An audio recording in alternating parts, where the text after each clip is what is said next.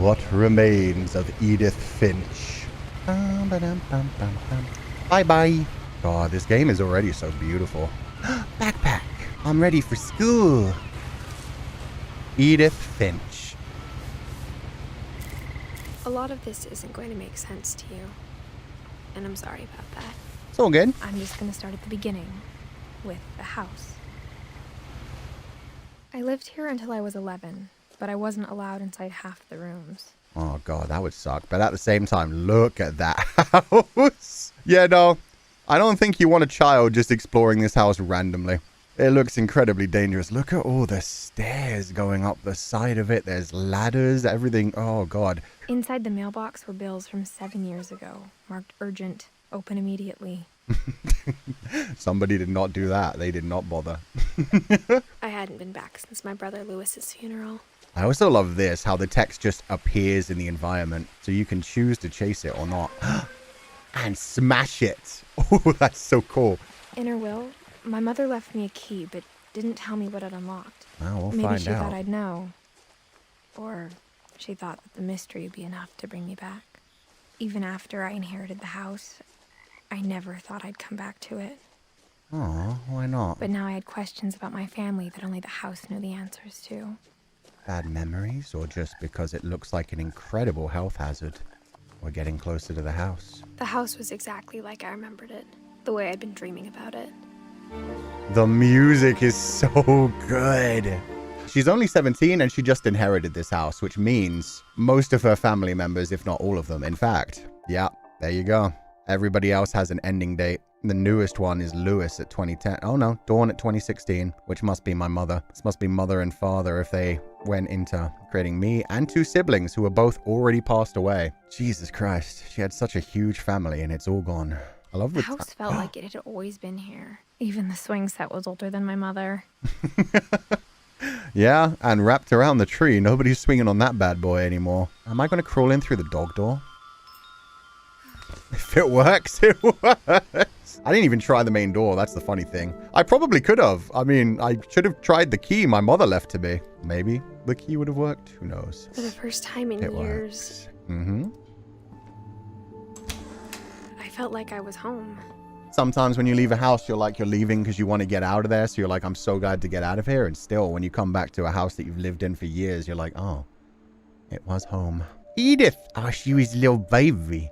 Dawn, Edie, and Lewis. So Dawn's the mother. Lewis is the sibling. So yeah, Lewis passed away 6 years before Dawn. Oh God, so she lost one of her children. Oh no, she lost Milton when he was even younger. So he was 11 when he died. Edith was 11 when they left the house. Oof. Dawn passed away in 2016, which must be recently if we just got that key and decided to come here. Edie, she died in 2010. Oh God, she's had a rough few years. A lot of child deaths on this. Yeah, a lot of family loss. Aw, everybody looked so happy back then. In loving memory of Lewis Finch, memorial service. Beloved brother to Edith, son of Dawn, great-grandson to Edie. That would have been a much easier way to figure out who these people were. My bad. Everything is still in place. Yeah, it's just left exactly how they left it when she was 11. So 6 years ago, they've just all been abandoned. Or how after Lewis started working at the cannery, we all got sick of eating salmon. Except our cat, Molly. Aw, lucky Molly. Free food is free food, man. Like, I'm not complaining. Oh, okay. That's a lot of canned salmon. That's... okay. Yeah, no, I can see why you'd get sick of it. Nothing in the house looked abnormal. There was just too much of it. Like a smile with too many teeth. Ooh. That's an interesting way to put it. It's like it's beautiful, it's happy, but there's something uncanny and uncomfortable about it. And that is way too many photos. Holy shit. I feel a bit sick just looking at this. They left no open space. That's really perfect for the whole, like, a smile with too many teeth, though, because it's like, these are all happy, wonderful memories of the family throughout the generations, but at the same time, oh, it feels so cluttered. Smell of a dust bunny, the smell of dust, yeah. Where a house is too big and, like, the people living in it aren't able to take care of it perfectly anymore. Not a bad smell, just a smell, a particular smell. Let's head upstairs. I also love the atmospheric sounds. The wind shaking the rafters and the windows just slightly. Surprised they don't have bugs everywhere. Yeah, especially considering how long this place has been abandoned. They have bugs here. Somebody liked collecting beetles specifically. Up is you guys.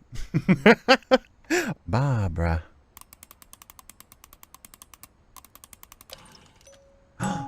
Still Great works. Grandpa Sven built a music box for Barbara, along with the rest of the house.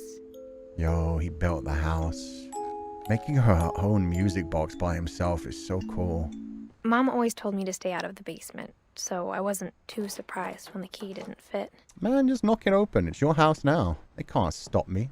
November 2010. Okay, so we left in 2010.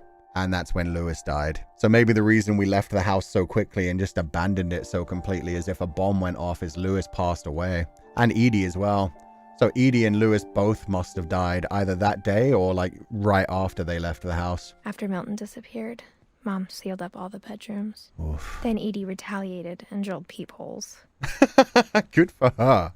You can't live in a mausoleum, man. Molly, 1937 to 1947. Yeah, they literally have the death date on the bedroom. They're just like, no, we're not going in there anymore. That was their bedroom and now they're gone. Oh God, she died at age 10 too. Jesus. That's morbid. Yeah, they're, like I said, they're basically living in a mausoleum. This isn't a house anymore. Everything is sealed up for the people that are dead rather than to actually be enjoyed by the people that are alive. That's so cute. I wonder if that was Molly. It's a little mask. You can see the little strings coming off of it. That'd be an odd space to be living in. Yeah. I spent a lot of time playing in Great Uncle Walter's room. Yeah, I can see I think my why. mom sometimes regretted not sealing it up. It's so beautiful, though. I seal it up. And a train going by. The tracks between, baby. House feels like a shrine for the dead. Yeah, exactly. Less for the people that actually Lewis live told me there. there were secret passages, but I never believed him. Well, let's see. 20,000 leagues under the sea. Oh, that's actually what the key's for. Turns out, my mom was really good at keeping secrets. Oh my God. Chapter 1, A Runaway Reef. Call me Ahab. Now it was time to find out what my mom had been afraid of. This house is a mystery. It's a character all in of itself. Now there's 2 pupals. Hey, guys. And 3 pupals. 4 pupals. And a scorpion. And yeah, a lot more dangerous things. Sven and Edie. Aw. Oh, so Sven was Edie's brother. Interesting. He built the house, the original house. And Edie was my great-grandmother that we lived with and that died in 2010 along with Lewis. Husband, not brother. Oh, that makes sense. They... No, that makes a lot of sense, actually. They share a bedroom. I was just like, family. Different kind of family. Maybe both. Probably not both. Hopefully not both. Calvin and Sam? Calvin liked space. Sam liked American flag and planes. Maybe the military. One of them became a spaceman, or wanted to. Sam and Calvin, both born in 1950, so they must have been twins. One of them died at 11. Why does everyone die at 11? And then I left the house at 11. America? My Grandpa Fuck Sam yeah. spent 7 years sharing a room with his dead brother. Oh, Calvin. That's rough. I didn't even think about that. This room is just designed for the fact that they're twins. He had to grow up in this room. Oh, yeah, the rope to segment it off to say, like, don't go onto his side of the room. Jesus, they were obsessed with their dead family members here. That would do a lot to your mentality. So rough and a painful reminder too, especially for a twin. Someone who is basically your other half. Never be able to move on when they're doing that kind of thing. Gregory. As a kid, I just assumed every house had peepholes and sealed rooms you weren't allowed inside of. Oh my God. No, that's not super usual. Why would you want that much furry stuff on your bathroom? I'm sorry. You don't always... As a man, there's occasionally some splashback. What? Furry stuff? That would be so hard to clean. Are you kidding me? Ugh, that's fungi, I bet. That would be pretty huge for fungi. If the fungus is growing that big, you got more problems than all the dead people in this house. Maybe that's why everyone's dying at age 11. This will be obvious later, but my mom never told me any of these stories. I figured, yeah. Edie would have, but Mom didn't like bringing up the past. So the mom really So, thought their family when was we adopted cursed. So this should be Sven and I spent Edith's a room. lot of Lurpy. Oh my God, wait. They even the birds that passed away and lizards. That's a lizard. That's a lizard. Okay. They kept them memorialized. They kept their cages and just kept pictures of them. They were obsessed with the dead. They refused to let them go. Derpy. What a cute name. Holy shit. Burpy. Bob. So we got Derpy, Burpy, and Bob. Lizard at a bird's nest. I mean, they all evolved from the same dinosaurs. Oh, you painted wood cuttings? That's sick. Is that Lewis who went missing? Lewis died a week before we left, but Edie had already started to memorialize him. Oh, God, yeah. Edith was really big on the memorials. Molly, 1943. Barbara, 1949. Calvin and Sam, the twins, at 1952. This is actually beautiful. If it wasn't like the obsession with the dead ones, if it wasn't for the fact that their family, so many of them died while they were young. Like, imagine having all these memories. Like, she did wood carvings and collected everybody's handprints throughout the years. That would be lovely to look back on, to have a family home with all these memories still in it. Up to me, Edith in 2004. Lewis, 1988 to 2010. She kept everything. The room is like a museum. Yeah, that's what I was going to say. She kept everything. She memorialized it. So yeah, it's more left for the dead than actually for the living. Edie told people Sven was killed by a dragon. She could also have said he was building a dragon-shaped slide that collapsed. Oh, that was the actual true story. She didn't. She liked making things larger than life. She liked her stories. And it sounds like her daughter, my mother, hated that shit. Just wanted everything to be quiet and normal and natural. Mother was carrying a lot of trauma, huh? Edie was finding a way to deal with it in her stories and her memorials, but that probably just made the mother feel even more trapped with everything. Two different ways of grieving. Yeah, one person who wants to memorialize everyone and constantly be surrounded by their memories and the stories, and one person who just wants to let go, who wants to move on and wants to forget about things. Being forced to live in the same house, they probably were butting heads a lot. Oh, this is the disgusting bathroom. No! Edie, why?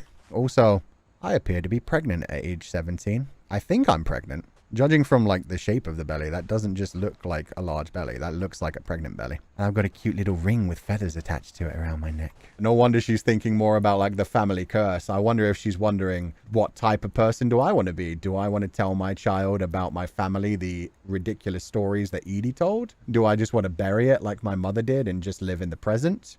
Is my child going to die at age 11 because that seems to run in my family? That would be terrifying to think about when you're about to bring a life into the world, especially for a freaking 17-year-old girl. Congrats on the pregnancy, Sensei. Thank you. I think Edie's want for comfort is kind of selfish, though. But children's deaths shouldn't have to become a spectacle for her to feel that they were meaningful to remember. Yeah, at the same time, it's her house. It's her choice how to grieve. Everybody has their own way of grieving. I think the only problem with it is she's forcing it on the rest of her family, too. Like, it's very clear Dawn did not like this, and the other twin's brother, Calvin, imagine how uncomfortable he was for 7 years sharing a room with a dead person. Like, she basically took her own issues and forced them on all her family that was still living in this house. But maybe it was the only way for her to survive without completely losing herself to depression and just not being able to survive anymore herself. I don't know. It's not good, but at the same time, she's just doing her best. We all just do our best and try to survive in our own way. Plus, she made it to 90 and was still happy at that point. Mom said the basement was off limits, unless I wanted another tetanus shot. Oh, yeah, there's a lot of stuff going on down here. Imagine being Walter under the bed, thinking he might be next. Yeah, and then the survivor's guilt afterwards. He hid under the bed that whole time. He was terrified. He was just a child. And then at the same time, he survived and his sister was murdered. And he has to wonder at that point, could I have done something to stop it? Should I have jumped out? Maybe I could have helped. The trauma? Yeah, the trauma would get you. I saw Edie sneak down to the basement once, carrying packages. Packages? What was she carrying? Also, it's basically so I thought dark. Maybe she was hiding presents. I can't see stuff, so sorry. I'm going to be bumbling around in the dark a little bit. It turned out she was hiding a lot more than that. Excuse me? The mole man! She did say there was a mole man living underneath her house. Unless Walter outlived his older sister by a lot. Mole I remember people. asking Mom once about where Walter had gone. Oh, this is where Walter went. Walter was so scared of the world, he went to live underground. So maybe Edie was telling the newspaper people about it because she wanted other people to find Walter. Does Walter even have a death date? Okay, 2005. So he died 5 years before Lewis and Edie. Okay. So he did die at some point, but he lived down here a long time before that. She said after Barbara died, he got as far away as he could. Couldn't actually leave the house, so he just dug his way underground, buried himself. He literally buried himself. That's a good, like, dramatic imagery way to say, like, he wouldn't live anymore. He basically buried himself. He went underground. He was not living anymore. He closed himself off from the world because he was so scared of it. Oh my god, yeah, they've got all these preserves for him to eat. If there's a pattern in all these stories, I think it's that none of us has gotten very far. I think it's that even while you guys were alive, you were so stressed and obsessed with death. China, Spain, Peach, France, India. Who was traveling all this far and sending him all these postcards? Walter, 1952 to 2005. So he lived to be 53. Jesus. And when did his sister die? Barbara died in 1960. Oh my God. So he lived underground for 45 years. Talk about digging his own grave? Yeah, man. His memorial item is a can opener. Yeah, that's all he really had. Jesus. He lived on canned food. It feels like Edie's way of grieving has stunned the entire rest of her family. Yeah, the ones that actually want to leave. I guess that's why her mother just decided to leave. After Lewis died and she realized that she was just going to start memorializing Lewis. She was like, no, I need to get my daughter out of here. Me and my daughter need to go and actually live our lives. We're not living with this curse anymore. Because it's true. It's a self-inflicted curse. They're surrounding themselves by all this death and they're basically not living their lives because of it. Goodbye, everyone. I can't believe I've been down here for 30 years. Oh, okay. So he didn't go down underground immediately. It would take a long time to dig that open. On the first day, after the shaking started, I didn't think I'd survive a week. 1968. So yeah, 1968 was when he went down. He has a nice voice. Yeah, it's a very relaxing voice. After a few days, I settled into a routine. That's what kept me sane. Having a schedule, living for today. Yeah. I always expected to be dead tomorrow. My God, so every day he's just eating a can of peaches. Long enough, you get used to anything. And now it's 1976. So this is after he's been underground for 12 years already. And I like the music changing to show the change in the decade as well. That's crazy. Even a monster on the other side of the door starts to feel normal. Almost friendly. You like the monster? You like the rumbling? Vitamin D must be so bad? Yeah. And then one day, everything just... No sunshine. And now we're on to 2005. Stop. Ooh, this music's good. This is my type of music. Just nice, gentle, soft rock. This is the year he died? Oh, shit. Whatever that thing was, it was gone. Maybe it got tired of waiting. Oh. Or maybe I just got tired of being afraid. So he actually liked the rumbling. Whatever the rumbling was, the rumbling sound that kept going by, he liked it, and then it suddenly stopped. And then he was like, oh, now my comfort is gone. Yo! This is a really good song, actually. It was part of the routine. Yeah, so without it, it was probably like the routine is broken. And that's the only way he felt like he survived. He got the spots. He does have the spots, but I don't think this is actually like the sickness. Maybe it is. Maybe he did get the same sickness. But those could just be liver spots. He's 50 at this point. So yeah, it could just be like age spots. Eat your peaches, Walter. It's okay. You don't need the monster. It's been a week now. The longest in 30 years. Oh, because he doesn't have his rumbling to wake him up anymore. I'm done waiting. He's a monster. I have to leave. Well, I still can. Oh! He finally got confident enough to leave. So maybe he didn't die. Maybe he just left. Maybe it's just that he disappeared. He just went off by himself. And so Edie just didn't know. Well, no, she found the letter. Yeah. It's just, yeah, to her, death is just anyone who isn't there anymore. Somewhere. Good for him. Whatever killed Barbara. I thought of Nirvana. I really thought of Nirvana when I first heard it too. Brown rice. Damn, we have even more food down here. Everybody. Maybe this is all a mistake.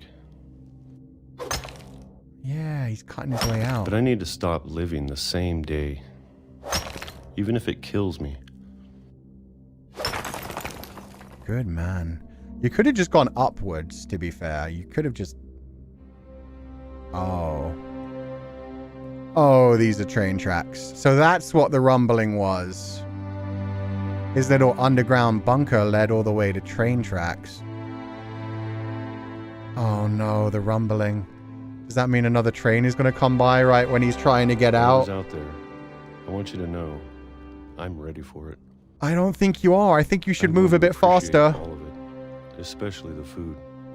Yeah, something other than I don't peaches would mind be if I only nice. have a year left. Or a month. Or a single week.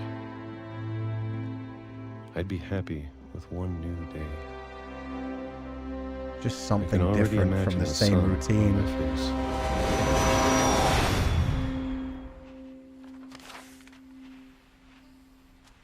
Oh, fuck me. Walter died when I was 6. I can't believe my mom never told me he was down here. That sucks, because, oh man, that whole monologue was so powerful as well. Just straight up, I don't care what happens, even if I only have one single day. I can imagine the sun on my face, and then the sun turning into the lights of the train as it was running by, about to smash into him. He didn't even get the one single final day. He was so close to being out. Yeah, he was trying to break out of the agoraphobia. That monologue is so powerful combined with everything. Because you feel it happening. The trains must have just not been running for like a week or two. There must have been like some sort of repair they were doing where the train wasn't going by for a while. And he just happened to break out on the day where the train came back. What he called a friend, what he said was helping him get through the day, disappeared for a week. He broke out and then it was there and got him. Would have got isekai'd and I'm lived sure happily my mom ever was after. trying to protect me. Yeah, let's believe that. Walter got isekai'd. He's in a better place now. Oh, the fake window as well. They have like a window that just leads to a painting of the outside world. Just to feel a bit more comfort while he was down here all the time for 30 years. So sad and such terrible timing, yeah. He has an elf girl harem now. Maybe he's a monster slayer. That's what I would think. He goes into a world where nobody ever gets hurt by monsters anymore because he kills the monsters before they can get people like Barbara. Maybe the rumbling stopped because the rails were getting fixed or whatever. Yeah, they must have just taken a break. Maybe she was afraid I'd end up like Walter. Too scared to go out, too afraid of the curse to actually live your life. That's the thing, you can't be afraid of death. But It's if she never a told me natural about thing. an uncle under the house... What else didn't she tell you about? Yeah, that's pretty big. Alvinos, what a cute little koala. What if he heals his family in death? I mean, God, it must have been so nice at least for Edie to find that letter. If he even wrote that letter. This is the other thing. What if he just passed away in a completely natural way? We didn't find any hole where he dug out of the building. We just read the letter. For all we know, Edie wrote that letter just to like cope with the pain and to give a fantasy that he did want to leave, that he did at least get to feel the sun on his face. She was hiding. But I guess we're going to find out. Oh, I don't want to make the same mistakes she made. no, I guess this was real. He dug a trash pit that may also be his toilet. Let's see if this goes all the way outside. Trying to bury something that's still alive. I love this game. They're wording everything so well. Yeah, okay. It was real. He dug his way out. Good for him. He broke free. And he only got like a few minutes outside in the sun, but Now that there's only one of us left. he got something. Or maybe 2. 2! I told you she was I thought pregnant. it was time I heard the stories for myself. Maybe 2. Oh, maybe 2. She is only 17. Maybe she's thinking about the fact of like, am I able to take a baby, or should I even bring a baby into this world if it's just going to die to the I curse? found out what happened to everyone else. Oh, man. He did see the But sun now before he I'm worried died? the stories Yeah. themselves might be the problem. Maybe we believed so much in a family curse. We made it real. Oh, Walter. Oh, and here's his memorial. The train that you didn't know was his friend for 30 years. Buddy. And a little conductor's hat. That's kind of morbid. I wonder if he even liked trains or if it was... Oh, man. Manifesting a curse? Yeah. And I mean, even if you don't believe in it like manifesting a curse as in like they believed in it so much it became reality, they were so scared of death that they weren't living life. And that in and of itself is enough. That is a curse in its own way. Self-fulfilling prophecy, yeah. We did see a train in his old bedroom. Yeah, so I guess he liked trains even as a kid. So he didn't even realize that the rumbling that he was hearing was a train, something that he loved. He just thought it was a monster. He was scared of everything at that point. Something that he loved as a child became something horrific and terrifying to him. And then after a while, it became comforting because he was just alone. It was just him and that. He was living with his fear and it was comfortable, but he wasn't really living. He was just surviving. I don't know if I should even be writing this. Curse probably does not exist in a literal sense. But I thought you should know about your family. I think it's a stand-in for, like, everything else. It's a stand-in for anybody who's so afraid of death that they don't live their lives. Anybody who's too scared to try and do things because they're comfortable in whatever position they're in. Anyone who's afraid of change. Death is often just like a metaphor for change in life. Sometimes you're so afraid of change that you stay in what could be like a toxic, a negative headspace, rather than trying to actually change things because you're like, I'm comfortable with this. I can live like this. This, I can survive. I know I can survive this, and I'm scared of trying to change anything because even though it might get better, I don't know that it will, and it scares me. So you just live with what you're used to. Also, she did just say, I want you to know about your family's lives. So I guess she's writing this book for her child. And the history you're a part of. Yeah. Why are we going to the water? Edith? Okay, good. We're not just going to walk out into the water. I thought the text was guiding me to just walk out into the water. It was like, end of the game. Goodbye, baby. I've left this book. Well, the baby wouldn't have even survived at that point either. Though to be honest, I feel as lost as you probably do right now. Yeah, you're only 17. This is big for you. I think the people in these stories believed them. Get in the water. What that's worth. They're cute little stories. They're probably nicer than the truth. Just realized we had a baby. Yeah, we're being told this story. We're reading the diary, so I'd imagine, yeah, this would be the baby reading the story in the future. Hearing all these stories. And when you look at the house, that history of imagination and stubbornness and madness, any of it seems possible. Aww. So she did keep the house. She didn't get rid of it. She didn't sell it. The house is still here, waiting for eventual Edith's, like, baby. It's a choice. Like, do you want to go back to that house? Do you want to discover your family history? Or do you want to stay the heck away from it and just hope that the curse won't chase you? Bailey, Bailey, Bailey, Bailey. That's like the name in a dog's purpose. So I'm going to assume that's a dog. House, but it was Edie who designed the cemetery. Oh God, Edie really did like her death memorials. Molly Finch, the kitty cat. Oh, kitty cat with angel wings. That's so beautiful. Calvin Finch, the one who went around, flew off of the swing. Space Boy, Sven Finch, great-granddaddy who built the house. No, granddaddy who built the house. Edie Finch, grandma. Hub, Knit, Fedek. So her whole thing was stories, telling stories or memorializing things. She did have a hell of a library too. Edie Finch, born April 8th, 1917, died December 5th, 2010. And even on her gravestone, she didn't put her name back to Edith. To her, Edith is her granddaughter's name. Grandma has dyslexia. I don't know. Maybe that is a side of that. But no, I think it's just the idea that she told the stories. She remembered everyone's stories. Her life was death. Walter Finch, the one who hid underground. Oh, that's so beautiful. Yo, his gravestone is amazing. Okay, if nothing else, Edie needs to be remembered for her magical artistry. Because this is amazing. The fact that she designed this gravestone to be his final sight when he died. A little hole in the gravestone itself, and when you look through it, it's him coming outside of the tunnel, seeing that one bit of sunlight on his skin right before he got hit. I love how this shot works so well, so that the moon replicates the sun at that moment right before he got hit. Hell of an artist. My mom was always trying to move on, but for Edie, the past never went away. She was stuck in the past. That's her and Sven and their baby. While he stayed at the house, he went down with the ship. She could see it poking out of the water at low tide. Oh, so it is the house.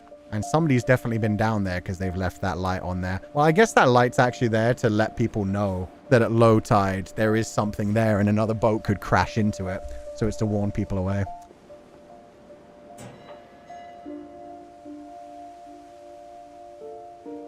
Edie said she dreamed about the old house every night. Jesus. So she couldn't move on. It wasn't even just a choice. She was like haunted by dreams of it in her nightmares. Edie's side was always easier for me to understand. But the older I get, the more I can see where my mom was coming from. Yeah, your mom wanted you to live. She wanted you to move on. I don't believe in curses, guys, but I do think the general idea of this is it's a question of whether you do believe in the curse. Do you believe it's the house that killed them? Do you believe that the family is cursed? Maybe they deserved it. Maybe generations ago they did something to piss off Odin. The house had to get a little bigger, but Edie was used to that. Oh, so they just built even higher. They just kept going up. That's crazy. Mom completely new to definitely me. blamed Edie, but I think Louis blamed himself. Why would Louis blame himself? After he graduated, he just spent more and more time in his room. I was gonna say, I guess Until we'll Mom find got him a out. job at the cannery. Ah, the cannery job. Everyone always told me to stay out of Louis's room, except Louis. Oh, I was thinking of it as soon as I saw like the neon lighting. It's like, this guy's chill. Jesus, this is dangerous. After having people dying in storms and shit. Really? His room is a boat? Yeah. His room is a boat just stuck up. I don't think it's actually a boat. I don't think they actually took a boat and stuck it on top of the building, but I think they designed it to look like one. Oh, no. Louis's room smelled very, very familiar. Jesus. That part of him lived on. You're 17, girl. Why do you know this smell? How dare you? That painting is goddamn gorgeous, though. It's another castle. The music kicking in as well. Could open that, but there's got to be something to explain. There we go. Oh, he was a gamer. Let's go. That's a Master System-ish. It looks like a Master System, but it's not. Because it smelled like him? Yeah. Louis and I spent a lot of time playing games together, but he was surprisingly bad at them. Eh? He died a lot. I guess he was just too chill. He got his high school diploma. How long did Louis live? 1988 to 2010. He was 22. So he was a very, very young adult. He was in the adult world, but not too far past it. Louis Finch. Sensei, what's your dream house? Old with history like in this game? Modern, big or small? I want one that looks horrific on the outside, that looks like a witch's shack, but then you open like the door and inside it's very modern with nice electricity, very clean and very spruced up. Preferably with like a lot of home elements, like a lot of like memories tied to it, but not as much clutter as this one. This one has too much clutter. Yeah, I want everything to look terrifying from the outside, and then you get in and it's just super modern and comfy. Warm, air-conditioned, everything. Greater Seattle Dear Mrs. Institute of Finch, Psychology. As Lewis's psychiatrist, I can understand your desire for an explanation. As I see it, the trouble began in January, shortly after we convinced your son to seek treatment for substance abuse. Okay, so Newly he was... sober, I believe Lewis first noticed the monotony of his daily life. Oh, he was addicted to drugs because he was sick of life. He kept working at the cannery, but he withdrew part of himself. This was his job all day, every In day? our sessions, I saw the same behavior. Feel just like a cog in the machine. His mind began to Wander? Can to what? wander. Ah, yep. Oh, okay, there we go. So I can move around as a king and I can do my daily job. I asked him to describe it. He started to lose touch with He said reality. he started small, imagining a labyrinth. He'd feel his way about. Then Mentally something moved, gaming. Yeah, Bats. doing anything to escape reality. and toads. Some dissociation. It's definitely an escape from reality. And things that have not names. He was just escaping into a fantasy world. He knew it was all in his head. Oh, the fish is here too. Well, he did know it wasn't real at least. But he took it very seriously. Ah. I had hoped he'd find himself. But he found something more. Oh, the world is added depth now. It's no longer top-down worried about 2D. him then. The world is becoming three-dimensional. The world is becoming more and more real. And it's getting bigger. Daydreaming at the Yeah. cannery. I spoke with his boss. It's becoming more. but It's he taking said over Lewis had more and more of become the a model screen. employee. You controlling both Methodical, actions? Yeah. tireless, focused, Oh, good. So the boss was happy about it. The boss was like, hey, he's doing his job well. like a whole new Lewis. So I let him go on.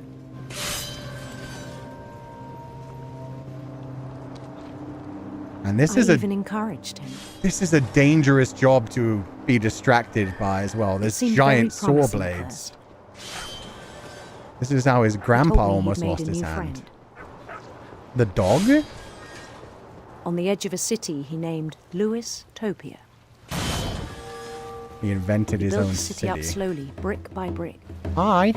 Then he made musicians. And songs for them to play. This could be a very good creative outlet, He but talked about yeah. starting a band. This is what we talked about the other day about knowing the difference between reality and fiction. Why would the psychiatrist encourage him? It sounds like the psychiatrist didn't realize just how much this was taking over his real life. And he did say he made a friend, which she probably took as he made a real life friend. He no longer spoke at the cannery, but his chopping was as reliable as ever. She heard from the employer, oh no, he's doing great now. He's not lost anymore. He's not like distracted. She probably thought this was a good creative outlet for him and he was like balancing it. Even the stones under his feet were all in his imagination. Oh, Jesus. So he could do whatever he wished. He held an election for mayor. Looks more like a king than a mayor. Yeah. I mean, it's called Lewistopia. If you lost, it would be embarrassing. His mind was already wandering. It became a game for him. Proof that we can never understand someone else's mind? Yeah. He'd conquer a city, then immediately push on. Lewis created his own reality to escape into. New Louisville. The saw fading is worrying. Yeah, he's not paying attention to it at all anymore. Oh, good. So he went on to become a saint. The psychiatrist knows she fucked up by not noticing these signs too. Minneapolis is a clever one. Until one day he forgot to go home from the cannery. Oh, he just stayed at the cannery? Even as his mother pleaded with him, part of Lewis kept sailing on. Oh, and that's Dawn trying to get him to come home. But he's lost in his own world. In Lewisburg, he heard rumors of a beautiful prince. Wait, no, the queen is more powerful. Wait. Prince. No! Shit, I got stuck with the prince. I want the queen. Can I have a king at least? Man, she was too late. Yeah, he was already too far gone. Oh, now it's all colorful. It's not the pride the prince was on his own quest for sinister serpents. Let's murder them. It's getting harder to do the fish thing. It's harder to see the fish thing now. You picked the D, you stick with the D. I'm fine with that. I just wanted him to be a king. He followed the sound of his... Ooh, silver harp, please. Silver harp. Yeah, I want some fantasy music. Come on, give me more fish. Trying to do my job here. They'll be kings together? Yep. His chase led him to a golden palace east of the sun and west of the moon. So even pretty. then, his logic remained sound. See, she said his logic remained sound. So he knew this was all fiction still at this point. He knew the world was all in his imagination. That's a lot of fish. Come back, my handsome prince. Come. Oh God, I can't see anything now. But this world is my world. Having created it. You should be proud. You should turn this into like artwork or a in story. In his own eyes, he'd become something greater than a king. Oh my God. Yeah, you can't see anything of the real world anymore. Now he's completely lost. For someone who'd never known success in the real world. The split between reality and fiction. And then it struck him that the real Lewis was not the one chopping salmon, but the one climbing the steps of a golden palace. Okay, that's terrifying. My imagination is as real as my body, he told me. But it's not, my dude. It was hard to argue with him. But you're his therapist. You're supposed to argue with him. Hello?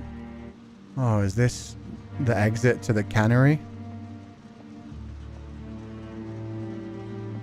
Yeah, so this is where he actually worked. This is reality for him. It's very different from the beautiful golden palace. He began to forget the world we know.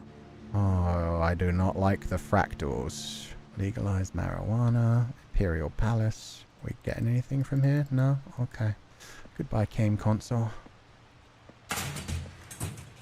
He could have switched psychiatrists. Yeah, it would have been nice if the psychiatrist had noticed that she wasn't able to actually help him. I think it pained him to remember Lewis, the cannery worker. As soon as she said, like, it became hard to convince him he was wrong. That's, yeah, when I believe a psychiatrist is supposed to make sure that somebody can be protected, get them institutionalized for their own safety. Oh, wait. Am I not even Lewis right now? He's outside his body, because that's him. He began to despise the man with a royal contempt. Finch, yeah. So he started to hate the him in the real world, because he wanted to be the king, the god, in the fake world. So he just wanted to end his own life in the real world so he could just stay in the other world. Oh no.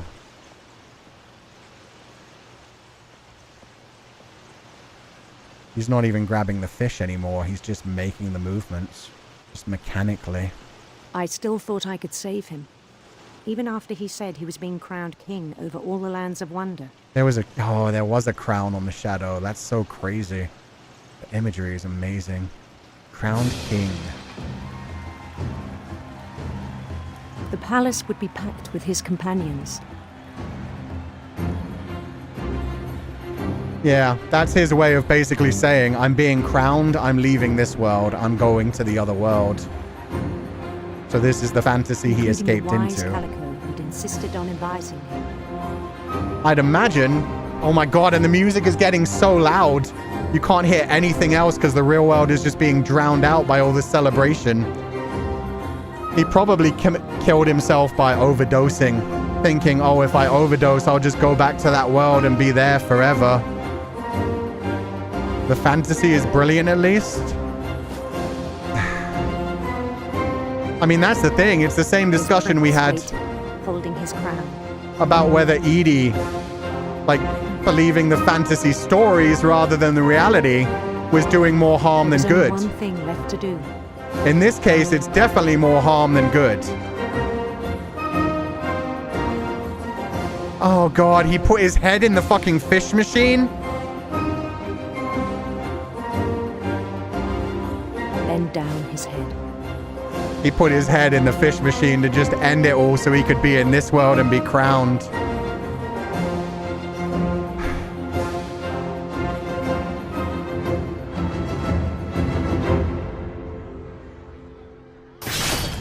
And the rest I think you know. Mrs. Finch, your son was a kind man who will be missed by all of us who knew him. That actually fucking sucks. From Emily Newth. My brother was really cool. I wish you could have met him. Fuck, man. He was so much older than her, too. He was 11 years older than her. So he was like a proper older brother to her that looked after her. That's just terrifying. Yeah, no, It's one of the reasons that I talk so much about the separation between fantasy and reality, because there are times in my life where reality just feels so hopeless and so painful that you want any kind of escape. And escaping into fiction is one of the best ways for me to do that, whether it is embracing other stories, writing stories, or just creating worlds. Sometimes you just can't deal with reality and you need a break. There's some level of escapism, but you need to know the difference between the fantasy and reality. There was a time in my life a while ago where I was starting to lose my grip on reality, where I wanted to be away from things. I wanted to get out of that headspace, and I thought it was never going to end. I remember at the time, and I think this is why the fractals thing threw me so much, is I remember looking at fractals at that point and thinking, and I've had substance abuse issues in the past as well. Not anything hard like that, thankfully, not brain altering things that actually stuck around with me, but alcohol was a big one for me. But yeah, I remember looking at fractals and thinking about that and thinking about the idea that we're all going to die eventually anyway, so we always eventually come back to that same point, and trying to avoid it is just... it's always going to come back to the same thing, which is what fractals always feel like to me. They're just bigger things leading into smaller things that are actually just the same thing. It just goes on, and we always get to the same inevitable end. And I'm glad I was able to get out of that headspace and realize I want to live, I want to be here, I want to have fun. I want to actually enjoy this reality in my life, but so many people never get out of that, and it gets to the point where the depression is more powerful than they can take, and they'd rather stay in the fantasy forever. And I remember being in that headspace. I remember being in the headspace of, I hate this. I don't want to go back to the real world. Why don't I just sign out, essentially?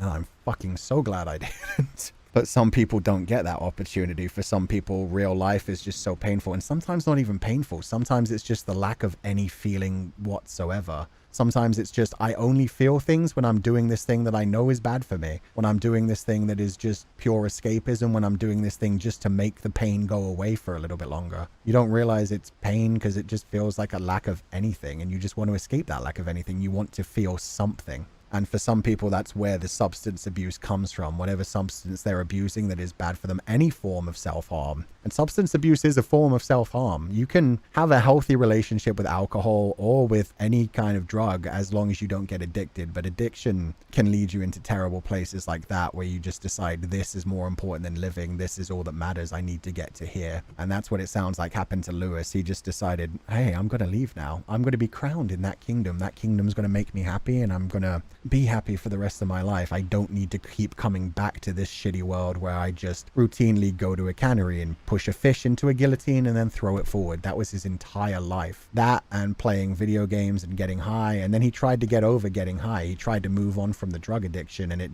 he didn't have any other escape. It seemed like he didn't have any other way to pull himself out of that. So difficult to swallow how reality can be so tough that going through that can be easier instead of going through reality. Yeah. I remember, like, when I was in that headspace, it was that feeling of like, you're gonna get to this headspace eventually. Like, you're gonna end eventually. And if you're gonna end eventually, why not just take the shortcut? And that fucking sucks. I forget, there was a really good quote that I heard sometime over the last few days that was something about, it was an Alan Watts quote. It was a hypothetical where it was like, imagine you're God, and right now you're dreaming. At first, you start with small dreams. What would you do if you were God, if you could control the universe and you could control everything? First, you would dream of doing everything that you've ever loved. Every possible dream that you've ever had, every fantasy you've ever had. You would go off and have the perfect life where everything was happy and everything was perfect. You'd slay dragons, you'd go to the edge of space, you'd see beyond eternity, you'd become an immortal. And every time you'd get bored of that dream and then you'd wake up again. And every time you woke up, you'd think up another dream, and you'd start by just filling it with fantasies, by just filling it with happiness and joy. But eventually you'd get bored of that too. And so once you started to go to sleep again, you'd decide, well, now I want to overcome challenges. I don't want everything easy. I just don't want it to just be pure fantasy and escapism. I want pain. I want suffering. I want challenges to overcome. And so then you start dreaming up challenges for yourself. And each time you wake up, you have two options when you wake up from that. Either, oh, thank God I'm awake from that dream. I hated that. Or, oh, that was fun and now I want to do it again. I think the way he finished it when he, like, his final hypothetical was, it's up to you. Like, every day when you go to sleep, you wake up and you're in a new universe and you get to decide what you do. You can either be so sad that you left the last dream behind and that you're now suffering and having to go through new things, or you can choose that was a wonderful dream and now I'm ready to move forward and see this next dream and continue moving forward. And eventually the dreams do come to an end. But for now, yeah, the idea was you can either be sad about it, miss the dream and just want it to all end to stay in that dream forever, or you can continue moving forward and finding new days, finding new dreams, finding new experiences and having fun with it. Being happy for the moments where everything is happy, but also being happy for the challenges and the memories that you make through getting things. And yeah, I really liked that quote. I forget, I heard that either yesterday or the day before, but I really liked that one, and it really leaned into this whole idea of like depression, escapism, substance abuse, everything that Lewis went through, where he was just like, reality just isn't worth it anymore. I can't live like this anymore.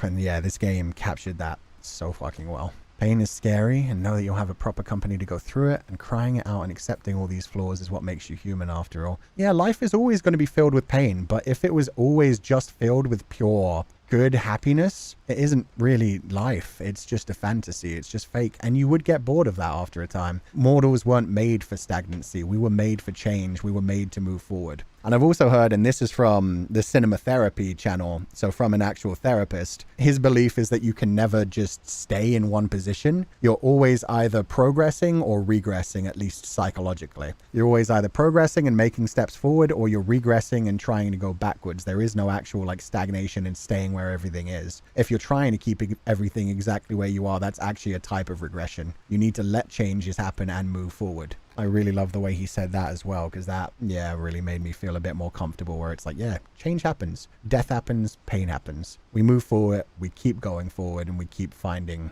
new futures. They might not always be what we wanted, but you're going to keep moving forward and you're going to find your happiness. Things always even out whenever they're really bad or really good. Yeah. We have a term called toxic positivity in 2025 now, which is just overdosing on the positive things. We need balance in life. We do.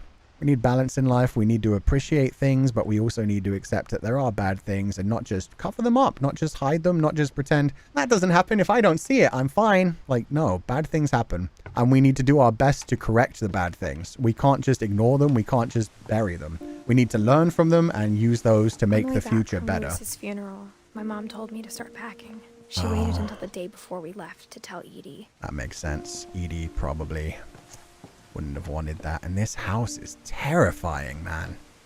I'm not sure if she wanted to make it easier or harder. But yeah, again, I am not a therapist, so never use me for psychological advice, but at least I can quote a lot of the other things that have at least helped me. I can give you the things that have helped me in life. That's all I can do. If any of this connects with you, I'm glad to hear that.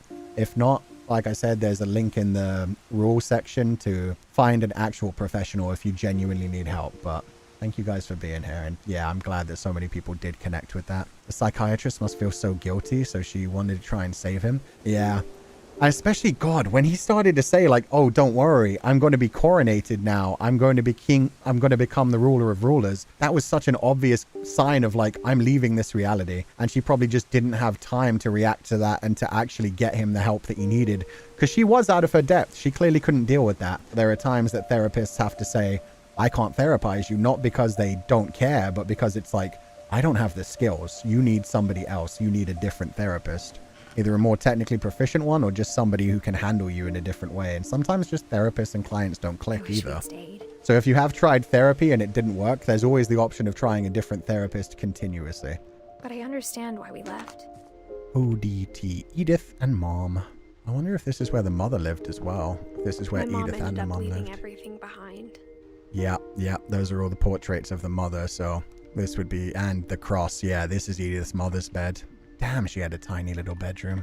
O God, you have called your servants to ventures of which we cannot see the ending, by paths as yet untrodden, through perils unknown. Give us faith to go out with good courage, not knowing where we go, but only that your hand is leading us and your love supporting us. Through Jesus Christ our Lord. Amen. And I like how it has all these different options in this game as well. It talks about the way that several different people deal with grief, including, the religious option, which her mother obviously took, where it was like, things happen. They're in the kingdom of God now. They'll be waiting for you when you pass on. There is a paradise after this. We live in this environment, and at least there is something after to look forward to. What happened that night had been coming for a long time. Everybody has their own ways in which to deal with guilt.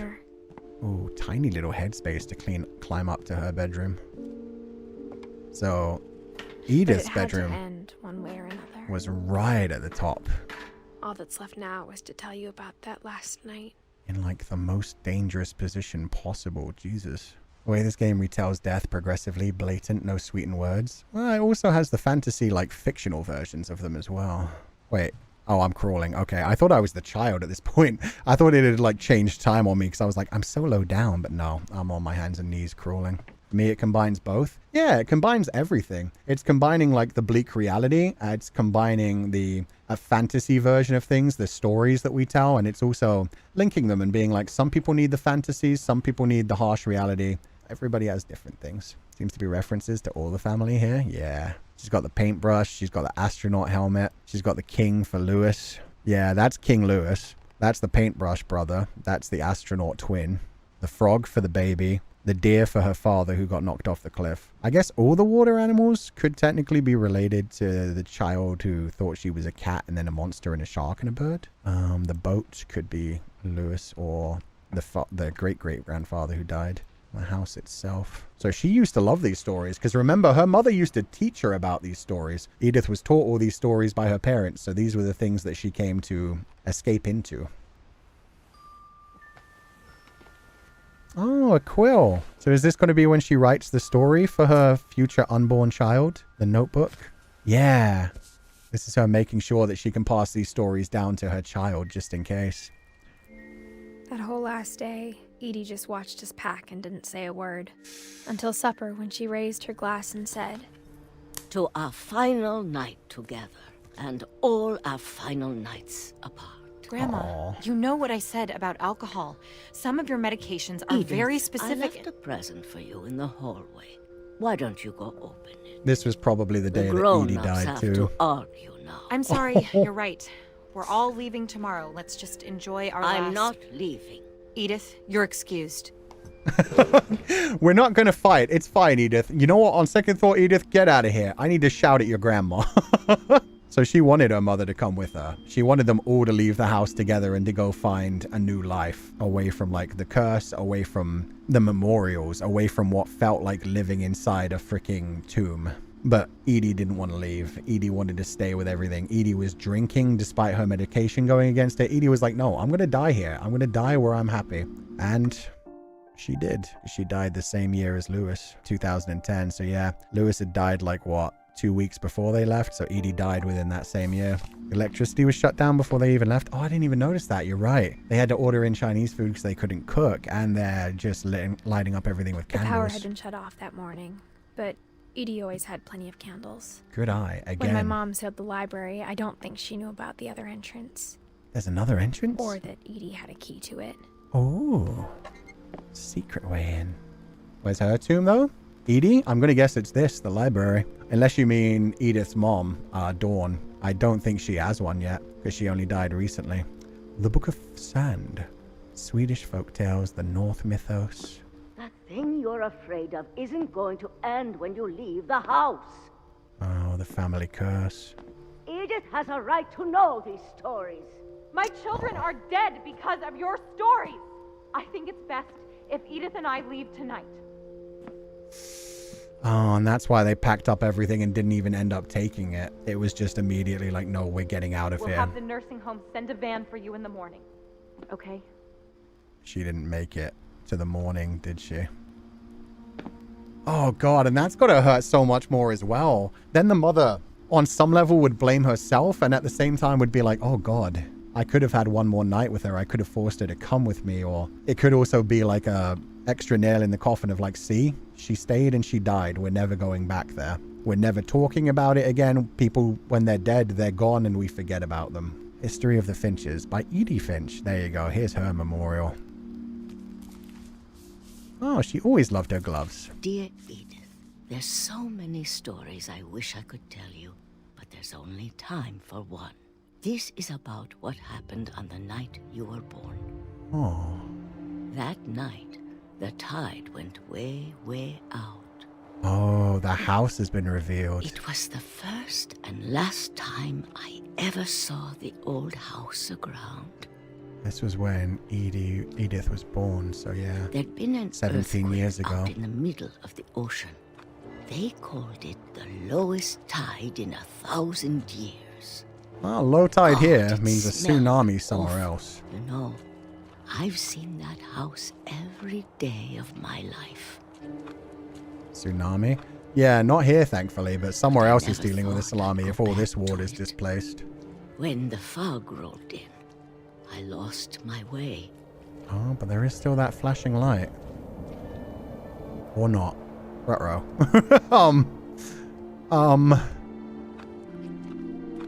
I can look at my feet at least. I got turned around. Yeah, I'd say so. That night, a lot of things came back to me. Damn. These things from the original house, or are these things that she's just imagining from the current house? Or maybe No, I haven't seen I these came things. back to them. So yeah, these must have been things from the old house. Too much processed meat? Yeah, it's the salt. It's the silent killer. It'll kill you through heart attack. Be careful. Things I can't explain, but that I need you to try and... Edith, what are you doing in here? It's mine. Edith! Mom, you're gonna rip it. Let go. I kicked and screamed, but Mom dragged me to the car and Damn. I never saw Great Grandma Edie again. Edie! I didn't even get Next to morning, finish the the van came to story. pick her up, but she was already gone. After that, we moved around a lot. And she knew she was gonna be gone. Oh, I We can move both the tried arm. to make the best of it. Whoa. Just go with the flow. Too young to make your own choices anyway. God, A few she's years only went by. 17 now. That's crazy. Get off of there. My mom didn't like to talk about it. Yeah, I've but noticed. She started getting sick a lot. Oh, shit. The rest happened pretty quickly. The cough blowing away the words. Oof. She got better for a while,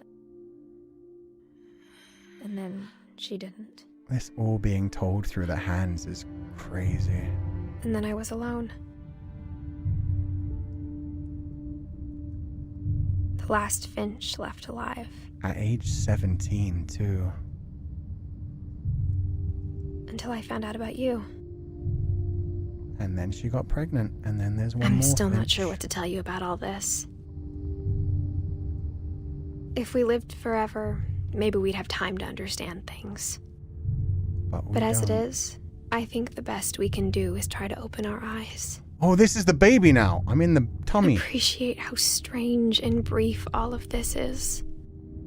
And I'm about to be born. Oh, no. No, no. Don't take me into that world. No. Keep me in here. No. No. No. Oh, I can actually choose. Okay, let's go out then. This journal was supposed to be for you. But now I hope you'll never see it. What? I just want to meet you. Aww. And tell you all these stories myself. That's sweet. But I guess if you're reading this now... No! Things didn't work out that way. Did she die in childbirth?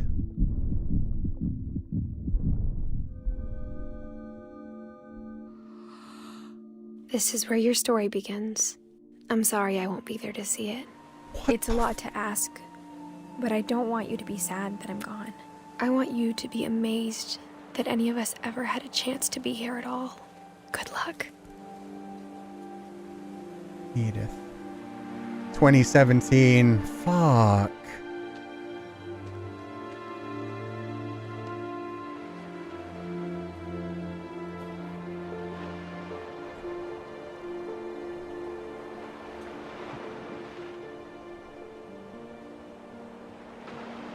It's amazing that I completely forgot that ending. A story by Giant Sparrow. That was fucking beautiful. Oh, and for somebody who passed away. Probably their mother. It's just him now. Yeah, now he's the only Finch.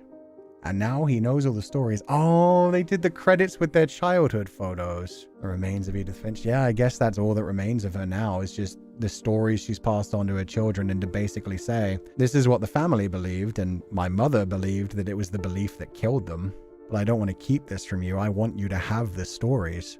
It's just up to you what you do with them, what lessons you take with them.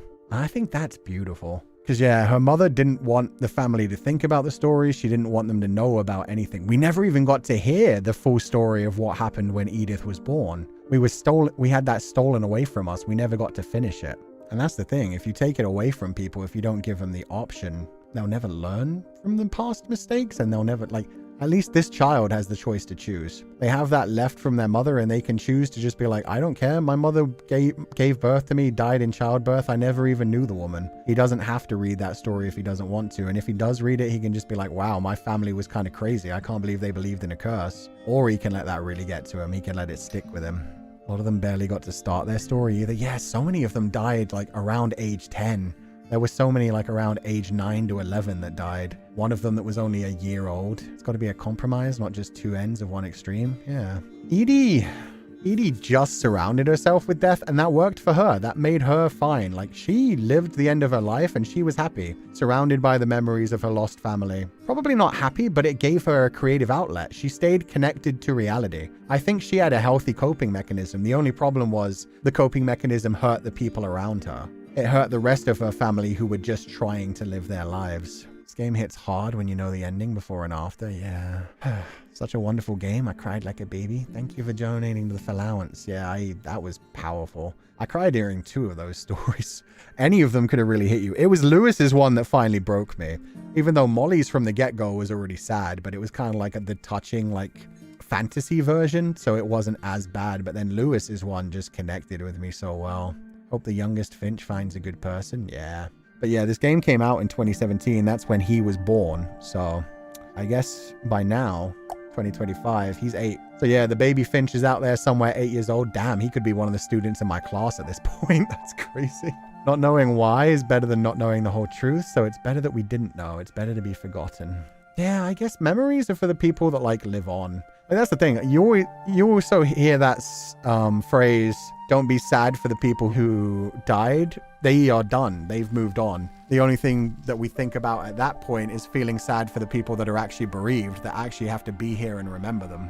So yeah, the people that are dead, they're gone. They've moved on. There's no problem for them. Meanwhile, the people that actually survive them, we're the ones who have to deal with the pain. So maybe it is sometimes better for some people just to forget it rather than to even think about it. Because it's not offensive to the dead to just forget about them, but personally, as someone who survived, I like to carry those memories with me. I would like to remember the people, to cherish those memories, and to be able to share them with future generations, to tell my future children stories about their family, the family that got me to where I am, which got them to where they am. And to them, it won't matter at all. To them, if I tell them stories about like my father, my mother, they'll be like, okay, yeah, that was my grandma and grandpa that I never met. Not a big deal. It clearly affected my father, but who cares? But yeah, it's a way of you carrying on the stories and telling them what affected you, what made you who you are. Because yeah, your parents' life always affects you, whether you want it to or not. They are the ones who raise you, and depending on how things go with them, whether you're close friends with them or you end up hating them and wanting nothing to do with them, they are still always there.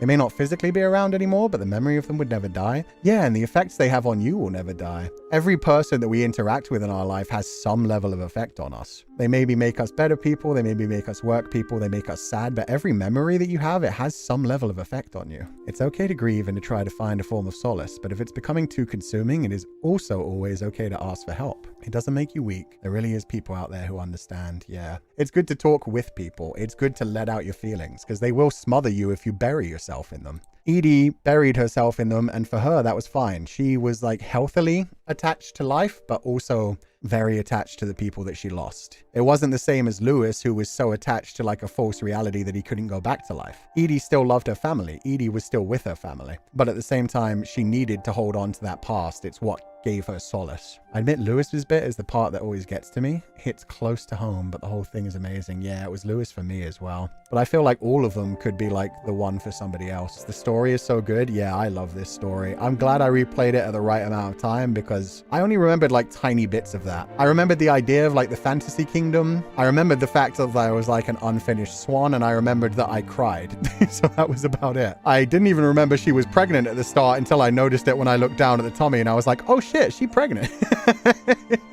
You're a constellation of everyone and everything that's ever loved you and that you have ever loved. Oh, that's a sweet way to put it. Yeah, we all affect the things around us. And there is also that belief where like the entire universe is just one organism. We're all like together. In the same way that you existing are an ecosystem of bacteria. There are thousands, millions, tens of millions, I think even billions of bacteria that make up your body. Loads of individual cells. And we're all part of this universe together. So we all exist in some form. Our things get broken down into their base forms, but they get reformed. You might become a tree. You might become another animal. The things are still going to be there. The things that made you up you, just not your consciousness, just not your actual actions upon the world and you controlling your body. Yeah, everybody has a different belief about that kind of thing, like life after death or what we become after this or where we go. But that was a beautiful way of putting it. I wrote about how the looming idea of the curse affected each member of the family, and how the matriarch of the family nearly worshipped it in a way. I did get like 90% on it. That's a beautiful way to put it. And yeah, the matriarch worshipping it, yeah, she really did. Maybe she thought that by remembering everyone, by memorializing them, it was a way to stave it off. Maybe in her mind, doing that kind of thing was a way to protect from it. So no, we are always cursed. But here, remember their stories and then they live on inside you. And maybe in like remembering it, you're protecting yourself against it because you're knowing the general idea of I am cursed, but I will be ready when it comes for me. Memento mori. Remember that you will die. And embrace that. Live life, enjoy life, but know that you're going to die. Don't run away from that and make decisions just based on that. It leads you down a bad path as well if you're just trying to run away from death and scared of actually living that way. Thank you for playing the game for us, Sensei. It hit close to home. I really needed that cry. I'm glad you did. Yeah, I feel better after crying twice as well. The stories were so sad, but at the same time, yeah. Beautiful. Like the way that this game captures those stories and brings them to life almost feels the same way that Edie like memorialized things. She made them beautiful. She made them artistic. She made them full of symbolism. And yeah, the game made so many of the deaths more beautiful and more about escaping this reality. And not in a bad way, because not in like the Lewis way of like, yes, I'm running towards death, but just more, they're already dead for Edie, so Edie just liked taking the fantasy versions of the story. Like she had her brother fly away. She had her daughter turn into a cat. Things like that. It was more interesting to have them that way than to just be, she died of sickness, he fell out of a tree. And the one child that just went missing that they have no idea about. It's interesting, like the fact that they said that the mother and Edie ended up bonding. After the mother lost Milton, Dawn and Edie actually ended up bonding for several years. And I think that's because in that one, they were actually united. And so for Dawn always said like, oh, he's just missing. I'm still putting out missing posters. He's just missing. He will come home someday. And that was a similar thing for Edie, because in Edie's version of the story, he painted himself a door and he went into another world. He's gone to another place. He escaped into a fantasy world. He painted himself a way out of this reality and he is living out there somewhere else. So in that one, Dawn and Edie were actually united. They both believed he's still alive out there someday, even though the most logical conclusion is he probably died. If anybody enjoyed this, I'm so happy because I remember how much this game affected me. And so I wanted to share it with people. The themes are also very close to like themes we're going to be dealing with on this channel a lot. So yeah, they bonded because of grief. Yeah, they bonded because of grief. And at that point, Dawn was actually able to see things in a similar way to her mother. She definitely didn't believe like, oh, my son painted a door and went through the door. But she believed my son is out there somewhere. And so this wasn't a case of she's memorializing my dead child and making me see my dead child all the time. It was like, of course we're going to remember my child. He's not dead. He's going to come home someday. I'm going to keep putting up the missing posters. I'm going to find my child. Just realized something. Edith used to play in Walter's room, which was empty. That was probably because he lived underground and was not actually dead. Yeah, and he did have the train painted in his rooms. You're so right. So yeah, he did like trains even when he was a child. And Edith used to play in there because it was like an empty room. It was one of the ones that was actually open because he was alive. So he didn't have to seal it up and memorialize it. What was sealed up and memorialized was where he was down underground. I think Walter's death got me the most. It's so bittersweet to me. He got to see the sun one last time before he died, but died so quickly afterwards. Yeah. And to be fair, we don't even know that he actually got to see the sun. He wrote that he was going to go try and see the sun. We don't know he actually saw the sun. That's just what Edie believed. Edie in her mind was like, okay, he wrote this letter. He said he wanted to see the sun again. I believe he saw the sun. I believe he not just got out of this room, but he also went far enough to see the light, to feel the sun on his face before he got hit by the train. I wonder how Edie's grieving developed with her losses. Yeah. I mean, she started off as soon as she came to this new place, building a memorial for her father and trying to memorialize him and keep him with the family. I wonder how it affected her husband. Like Sven clearly worked so hard to keep up with everything and stick with the idea of like, we're building memorials for our children and for our other family members and for your father. Yeah, we never really hear too much about Sven because he's not actually one of the Finches. He just married into the family.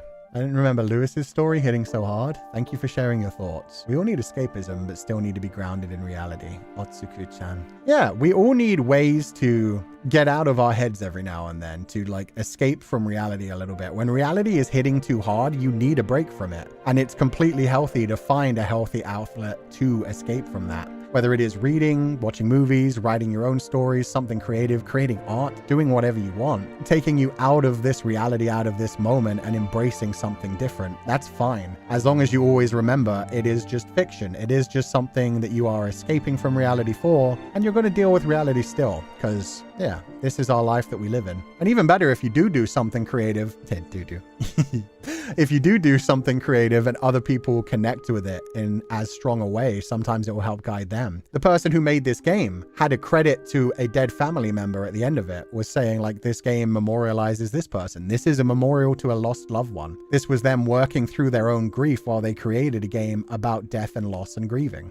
And it probably helped them creating it, and now it'll help other people getting through their own grief in life. Even if the happiness might feel stagnant, I wish life always gives you things to smile about. When life gives you a challenge, I wish life would give you strength to win. Thank you for playing this, sir. Thank you. I hope the same for you, because yeah, I hope life always gives you challenges, but it always gives you the strength to overcome them as well. Sometimes you have to even fail at challenges. Sometimes we lose just to get back up again. We can't always be perfect. If everything was perfect, if everything went easy, it would be boring, in my opinion. Like, I can't imagine being all powerful, being perfect and everything going my way, because you just be like, I can do whatever I want. Why do I care about anything anymore? Everything I try will just work and it will get boring eventually. I like her obsession with family history helped with desensitizing herself to the pain, like exposure therapy. Could be part of it. That's what I mean. I think she was dealing with things fine. There was a lot of guilt, there was a lot of pain going on, but she was still attached to reality. She was telling these stories to her family members, and, you know, it gave her a reason to go on and things to share with people. Whereas the problem is, the people she was sharing it with, it ended up hurting them more than anything. One of my personal favorite theories about this game is actually mentioned by Edith. Maybe we believed so much in a family curse that we made it real. Yeah, there's definitely a level of like, belief can make the world change a little bit. It's more of the fact that you notice things when you believe them. Like if you think, oh, I'm cursed, everything bad is always going to happen to me, you'll start noticing the bad things that happen, and you won't notice the good things that happen. You'll just be like, no, I'm cursed. Everything's terrible. I woke up today, sure, the weather was perfect and I had a lovely breakfast, but at the same time, I slipped while I was walking in the way to work. I am so cursed. Everything is so bad to me. You don't notice the good things that happened because you're just thinking about the things that were bad. You can have like I forget what that's called, something bias where it's just like if you're just thinking about one thing, that's what you notice all the time. Confirmation bias. Thank you. Thank you. I first played this when it came out and I didn't relate too much to many of the characters. But now at this point in my life, Lewis's story hits way too close. I was staring at the fractal on my wall too. Fractals? I feel like fractals are one of those things where if you're already having a bit of a disattachment from reality, you're dissociating a little bit. Fractals can really take you down a rabbit hole because there are all kinds of different fractals. If you don't know what a fractal is, by the way, everyone, it's an image where no matter where you zoom in, no matter where you zoom out, it's basically always the same pattern. It's a pattern that repeats itself smaller and smaller and smaller and smaller and can just go on for infinity, which, you know, any concept of infinity can fuck with us majorly as mortal creatures. The idea that everything can just go on forever and we're only here for a small speck of time, and you know, it makes us think about issues of mortality and all kinds of other things. But yeah, fractals can really mess with our mind because it's something we can't comprehend, and you can take that in both a good way and a bad way. There are people who see fractals and they're just like, whoa, this is so cool. Everything goes on infinitely. Everything is connected. I love this. It makes me feel so relaxed and at peace that everything will keep going no matter what. And meanwhile, other people can be terrified by them. Like the spirals in Uzumaki. Yeah, no, I'm pretty sure the spirals in Uzumaki were built around the same idea of, yeah, that causing like dissociation. Fractals just, if you're already on like a bit of a mentally unstable thing, I feel like fractals can really fuck with you. But yeah, it's also built into like the concept of as above, so below, things getting smaller and smaller and just being the same thing. And, you know, even in the human body and the idea of the multiverse, if every single action we take and every other person takes spawns a new universe, if quantum reality is a thing, yeah, it's crazy thoughts. It's things that we can't mathematically compute and we're never going to be able to fully comprehend, and that leads you right into the whole idea of existentialism and into the whole idea of like cosmic dread. But the reverse of cosmic dread is the sublime. Sublime is a feeling of just like something being so massive, so incomprehensible that it's just a marvel to appreciate. To appreciate the fact that you're never going to be able to comprehend something, and to just be like, I'm never going to be able to comprehend that, but I can appreciate it. I can appreciate that there is something more than me out there, and that I will eventually die. I am just a human mortal and I will move on eventually. I love stories about grief because I think it's a great way to show the different facets of people. Yeah, everybody deals with grief in a different way, and this story had like a lot of people dealing with grief in a lot of different ways. So I like learning about them because it's good to like know how other people deal with things. It could help you to learn how to deal with things yourself, help you with coping mechanisms, or just to at least empathize with other people that may be going through things and how it might help them. The theme of this game is very heavy for me as I went through several family deaths within a few years. Thank you for the playthrough. Now I cry more.